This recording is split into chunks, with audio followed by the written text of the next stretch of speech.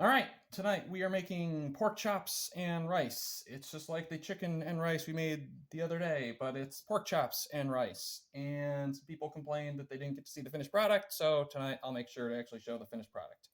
I thought it was self-explanatory. You cook the chicken on the stovetop, but whatever. We'll show that. People like to see everything. So, same as before, we start out with 1 cup rice.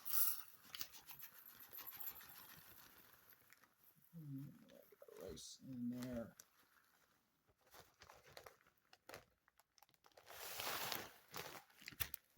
Yeah, we can get a little more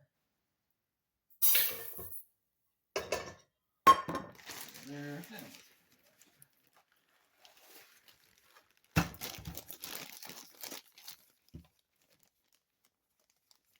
All right, then we get our 2-ish cups of chicken broth. This is basically empty, so I gotta just get a can of it too. We use up the can because that can at least be resealed. Chicken broth keeps for like 2 weeks-ish from the date it's opened in your refrigerator, so I can get more at the grocery store and then use that next week for something. There's always a recipe that takes chicken broth. Right. So we'll get that in there.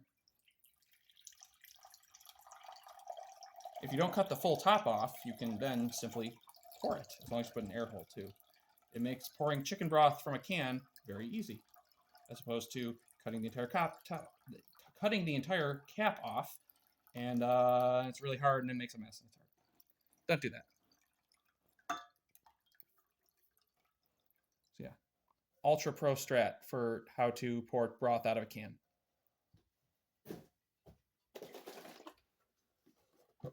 And yeah, that's not enough. Wait, this is why we. Oh geez, this might be a photo finish.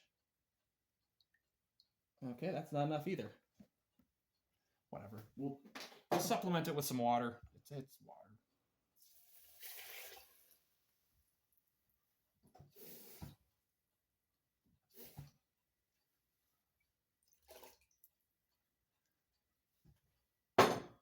Good enough.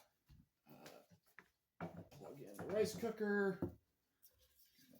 Stir. All right, and then we let that cook. And now we dice up the pork chops. And while we are doing that, much like before, I've got something else to talk about that's completely unrelated to cooking. Tonight, we're going to be talking about Mario Kart Super Circuit for the Game Boy Advance. Yes, the 2001 video game. I recently replayed it, sort of, you could call it that. So it's been on my mind. So let me first open this up and preface this with, not all of the Mario Karts are good.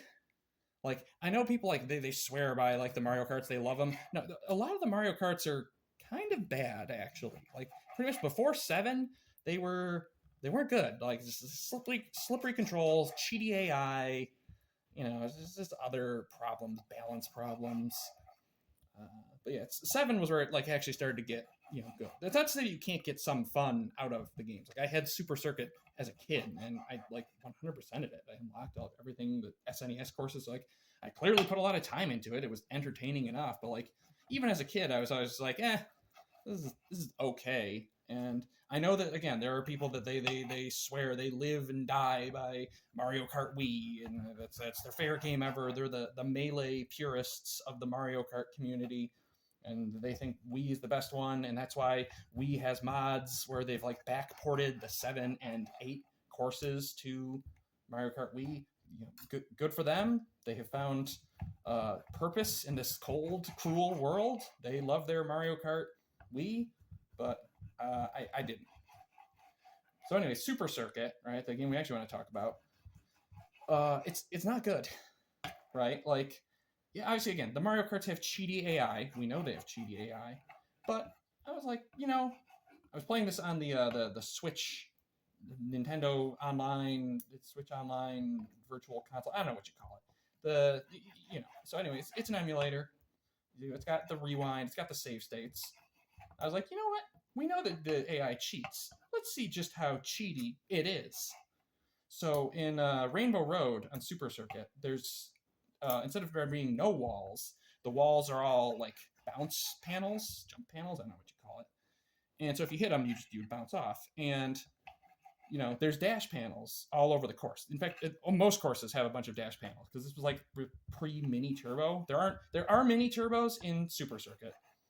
It's the same way they work in like the Super Nintendo, where if you drift for over 1 second, you get a tiny turbo, but then you can also spin out. I don't know. It's not good.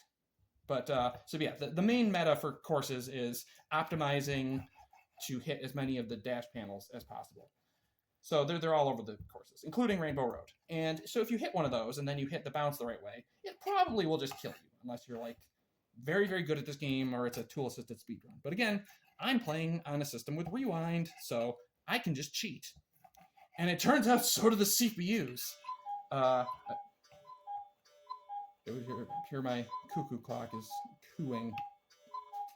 So anyway, so are the CPUs. So yeah, I'm playing as Toad, which means Peach is the good CPU, because there's only like one good CPU for our character, because it's a Game Boy Advance. It can't like process 7 good CPUs. The other 6 basically just kind of scoot around the middle of the course, going slow.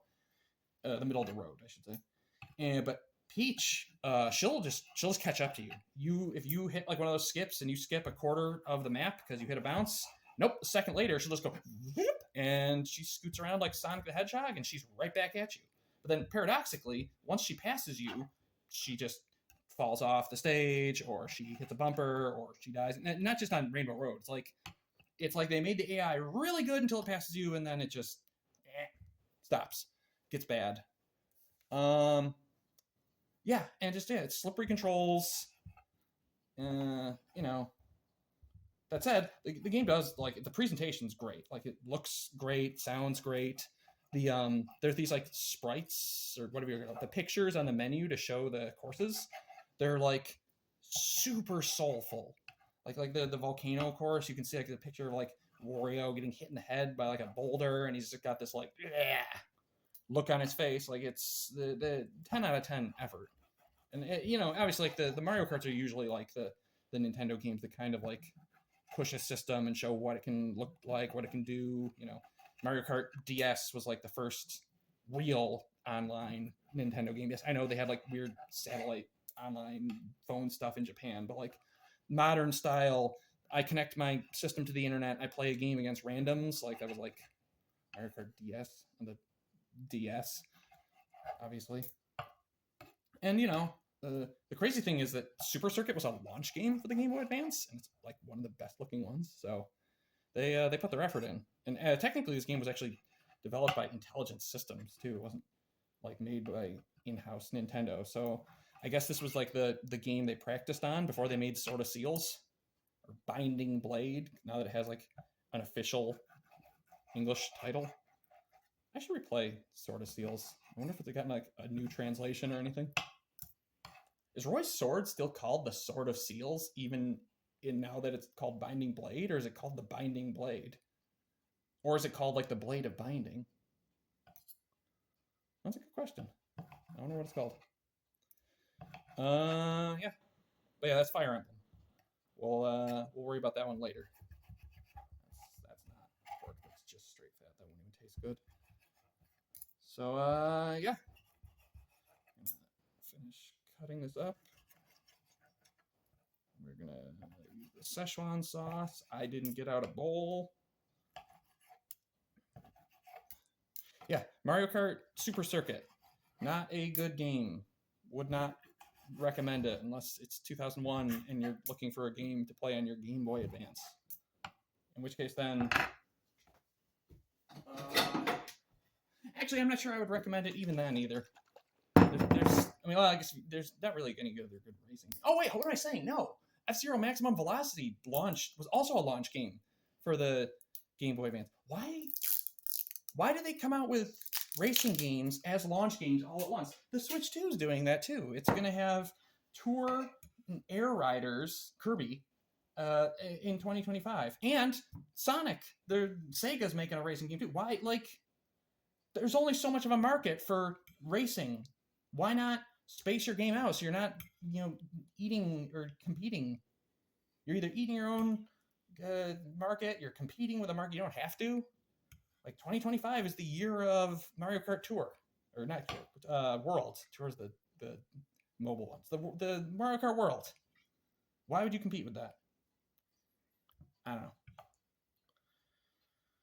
I'm also not sure if Mario Kart World is going to be good because like it's open world and I don't know. There's only like 2 good open world games, and that's Minecraft and Pal World. So usually when I hear open world, I think, oh no, it's going to be bad. And most of the time I'm correct. So we'll see what happens. But I don't know, maybe the non-open world part will be good. Or maybe it won't, and the game will be bad. I don't know. I mean, can't be worse than Super Circuit. I played that. Right? Alright. This rice has a while, so we are going to check back in about 20 minutes for the cooking of the pork chops. I said chicken. It's all the same. It's all the same thing. All right, we're not done here. We're pausing. All right, and we're back to cook the pork chops. We got some olive oil in the pan. We got the pork chops. Pour them in. It's set to not quite max high. It's set to like 8 out of 10. And then we're going to cook these for 3 minutes.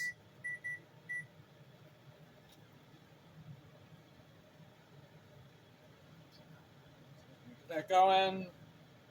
And then we'll flip them a little bit, make sure both sides get cooked. So a couple other supplemental things I was thinking about for Mario Kart. The characters. Well, yeah, if you look at like their stars in-game, they look like they're like the same. There's duplicates, but no, there's actually very slight differences if you look at like the underlying hidden stats. And so, again, this is one of the problems that older Mario Karts had of unique characters, but 2 people can't pick the same character. So, oh, I want Toad, you want Toad. Well, only one of us can be Toad, And it's just like, it's bad design. It's good that they finally just, I think it was 8, maybe it was 7, where you could just finally say, all right, whatever, just pick your character, doesn't matter, and then everyone can play the character they want. It was especially bad in like Double Dash, where characters had like unique items. So it's like, oh, you want Big Banana? Well, guess what? Only 2 characters have that, and only one of those characters even has a lightweight profile. Oh well. Yeah, just little stuff like that. But all at the same time, with multiplayer, it did apparently support 1 game pack multiplayer. I didn't realize this. I thought everyone had to own the game. So, again, good for them in that regards. Yeah. Mario Kart Super Circuit.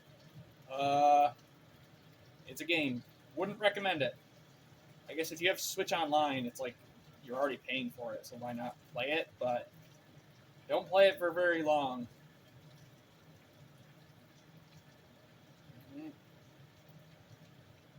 What we got? Just about a minute left.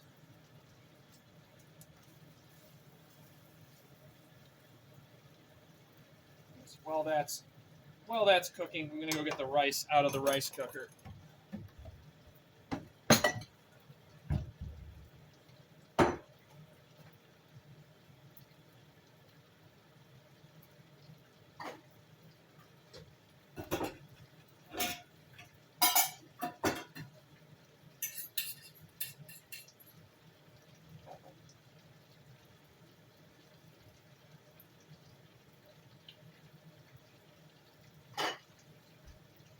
All right, what do we got?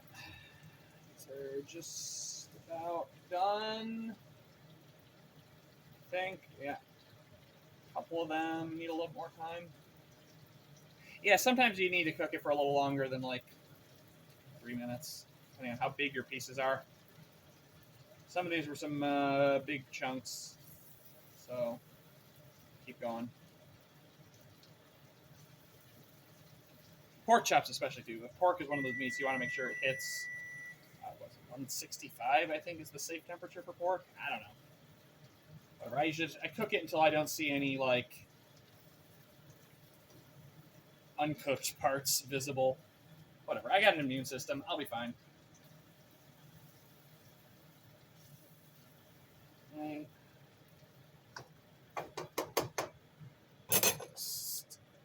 this over here so that people can see the fun.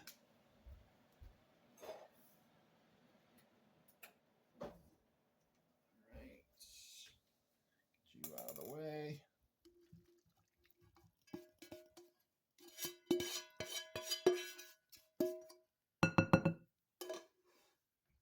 Get you over here for now. And yeah, and we just stir it up, and we've got ourselves pork chops and rice. This is about 1,700 calories, assuming you're using one of those 500 calorie sauces. So, yeah. Well, I guess it might be closer to like 1,800 if you count like the olive oil I used to like grease the pot. Because like a pound of pork chops is about 600 calories. A cup of rice is about 600-ish, a little more. I don't know. It's a healthy meal, assuming this is your like one meal of the day. If this is your third meal of the day, this is an obscene amount of food. All right. See, how is it? Oh god, hot! Hot! Ah! It's good though.